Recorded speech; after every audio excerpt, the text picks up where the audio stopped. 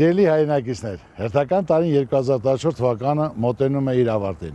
և մի տեսակ չգրված օրենքի համաձայն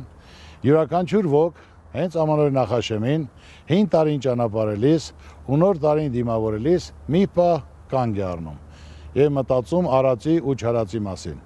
վերհիշում նվաճումներին ու բացթողումները։ Ես որպես Բարգավաճ Հայաստան կուսակցության նախագահ հասկանում եմ, որ այս տարին մենք ամփոփում ենք դեռևս բազմաթիվ չլուծված խնդիրներով։ Ու գալիք տարում առաջին հերթին հենց այդ խնդիրներին պետք է լուծումներ տրվի։ Այս տարին առանձնացավ մի շատ կարևոր գործոններով։ Տարիների դադարից հետո այս տարի Հայաստանի քաղաքական դաշտում տեղի ունեցավ բացառիկ համախմբում քաղաքական ուժերի և ժողովրդի մասնակցությամբ։ Այս տարի ժողովրդի մեջ արթնացավ հավատը, որը իսկապես ինչ-որ բան փոխվելու է։ Եվ այո, այդ խնդիրները լուծվելու են։ Այս հանգամանքը ևս շատ եմ կարևորում, քանի որ իսկապես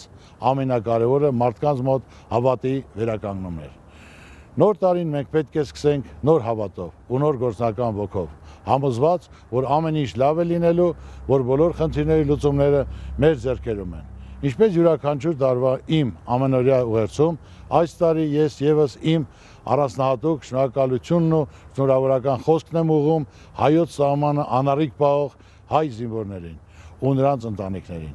Մենք հպարտանում ենք ձեզանով, մենք ուժեղ ենք ձեզանով։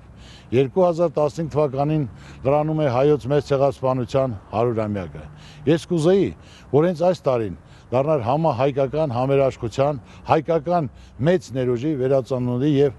Հայաստան-Սփյուռք նոր որակի հարաբերությունների ձևավորման տարի։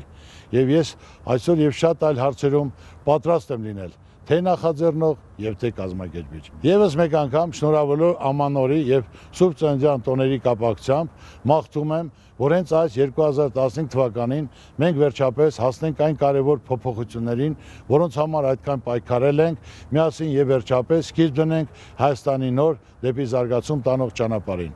Թող 2015 թվականը դառնա դրական փոփոխությունների, դրական իրադարձությունների, լավ լուրերի ու լավ մարդկանց տարի։ Աստված պահապան մեզ բոլորի, շնորհավոր ամանոր, երբ Սուրբ Ծնունդ։